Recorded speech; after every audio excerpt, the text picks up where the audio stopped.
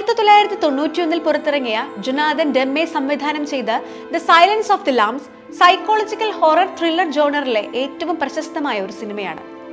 Thomas ഹാരിസിന്റെ 1988 നോവലിനെ അടിസ്ഥാനമാക്കി complex ആയ ക്യാരക്ടർ സ്റ്റഡീസുമായി ഇടകലർന്നു കിടക്കുന്ന കഥ പറച്ചിൽ മറക്കാനാവാത്ത സിനിമാറ്റിക് എക്സ്പീരിയൻസ് സൃഷ്ടിക്കുന്ന ചിത്രമാണ്. The missing girl is now believed to have been kidnapped by the serial killer known only as Buffalo Bill. ചിത്രത്തിന്റെ വിജയത്തിന് കാരണം അതിന്റെ സൂക്ഷ്മമായ സംവിധാനം, പവർഫുള്ളായ പെർഫോമൻസ്, കൂടാതെ ഭയം, മാനിപ്പുലേഷൻ, ഹ്യൂമൻ സൈക്ക് തുടങ്ങിയ പ്രമേയങ്ങളുടെ എക്സ്പ്ലോറേഷൻ കൂടിയാണ്. ബഫല്ലോ ബിൽ എന്നറിയപ്പെടുന്ന ഒരു സീരിയൽ കില്ലറിനെ പിടികൂടാൻ ചുമതലപ്പെടുത്തിയ ഒരു FBI ട്രെയിനി ക്ലാരിസ് സ്റ്റാർലിംഗിന്റെ യാത്രയാണ് കഥ പറയുന്നത്. We're interviewing all the serial killers now in custody for a psychobehavioral profile.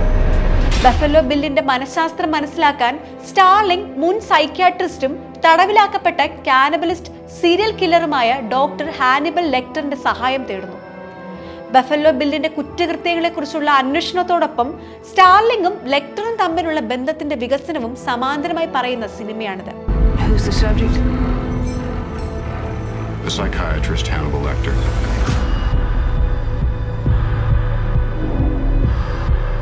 സിനിമയുടെ ശക്തി അതിന്റെ ക്യാരക്ടർ ഡൈനാമിക്സ് തന്നെയാണ്, പ്രത്യേകിച്ച് സ്റ്റാർലിംഗും ലെക്ടറും തമ്മിലുള്ള പരസ്പര ബന്ധം. FBI പുരുഷ മേധാവിത്വമുള്ള ലോകത്തിൽ ഒരു സ്ത്രീ എന്ന നിലയിൽ സ്വന്തം ട്രോമാറ്റിക് പാസ്റ്റുമായി യുദ്ധം ചെയ്യുന്നതിനൊപ്പം സ്റ്റാർലിംഗ് തന്റെ കഴിവ് നിരന്തരം തെളിയിക്കേണ്ടതുണ്ടായിരുന്നു. ഹാനിബൽ ലെക്ടറായി ആന്റണി ഹോപ്കിൻസിന്റെ പ്രകടനം എടുത്തു പറയേണ്ടത് തന്നെയാണ്.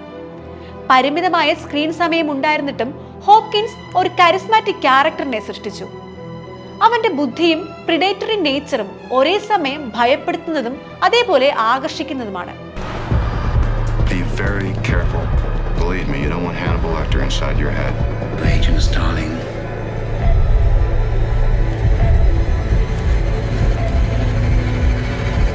The Silence of the Lambs ഭയം, ശക്തി, ഐഡന്റിറ്റി എന്നിവയുടെ പ്രമേയങ്ങളിലേക്ക് കടന്നു ചെല്ലുന്നു.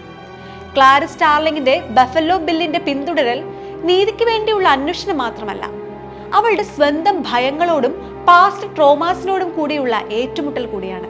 സിനിമയുടെ ടൈറ്റിലിൽ നിന്നുള്ള കുഞ്ഞാടുകൾ നിരപരാധിത്വത്തിന്റെയും സ്റ്റാർലിംഗിന്റെ ബാല്യകാലത്തെ വേട്ടയാടുന്ന ഓർമ്മകളെയും പ്രതീകപ്പെടുത്തുന്നു. അവളുടെ കഥാപാത്രത്തിന് മാനസിക ആഴത്തിന്റെ ഒരു ലെയർ കൂടി ചേർക്കുന്നു.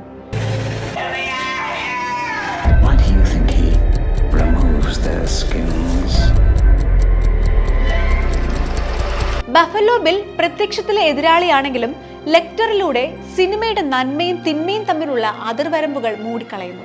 ജൊനാഥൻ ഡെമ്മയുടെ സംവിധാനവും തക് ഫുജിമോട്ടോയുടെ ഛായാഗ്രഹണവും സിനിമയുടെ അറ്റ്മോസ്ഫിയറിൽ കാര്യമായ സംഭാവന നൽകുന്നു. ഡെമ്മിന്റെ ക്ലോസപ്പ് ഷോട്ടുകളുടെ ഉപയോഗം തീവ്രമായ ക്ലോസ്ട്രോഫോബിക് വികാരം സൃഷ്ടിക്കുന്നു. മാനസിക പിരിമുറുക്കം വർദ്ധിപ്പിക്കുന്ന സ്റ്റാർലിംഗും ലെക്ടറും തമ്മിലുള്ള രംഗങ്ങളിൽ ഈ സാങ്കേതിക വിദ്യ തികച്ചും ഫലപ്രദമാണ്.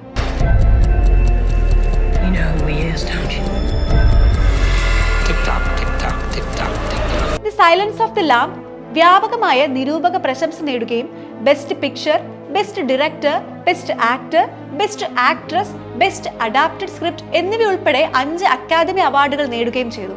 ഹാനിബൽ ലെക്ടർ എന്ന കഥാപാത്രം ആ സമയത്ത് വളരെ പോപ്പുലർ ആകുകയും സീരീസ്, പ്രീക്വൽ, TV സീരീസ് എന്നിവയിലൊക്കെ ഒരു ഐക്കോണിക് ഫിഗർ ആവുകയും ചെയ്തു.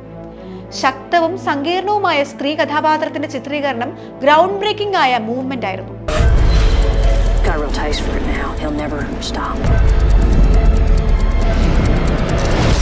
കൂടാതെ ക്ലാരിസ് സ്റ്റാർലിംഗ് എന്ന ക്യാരക്ടർ ആ തലമുറയിലെ ചലച്ചിത്ര പ്രവർത്തകരെയും അഭിനേതാക്കളെയും പ്രചോദിപ്പിക്കുകയും ചെയ്തു. ഹൊറർ, ത്രില്ലർ, സൈക്കോളജിക്കൽ ഡ്രാമ എന്നിവ സംയോജിപ്പിച്ച് യോജിപ്പിച്ചതും ആകർഷകവുമായ ആഖ്യാനത്തിലേക്ക് ദി സൈലൻസ് ഓഫ് ദി ലാംബ്സ് ഒരു മാസ്റ്റർ ക്ലാസ് ആയി തുടരുന്നു.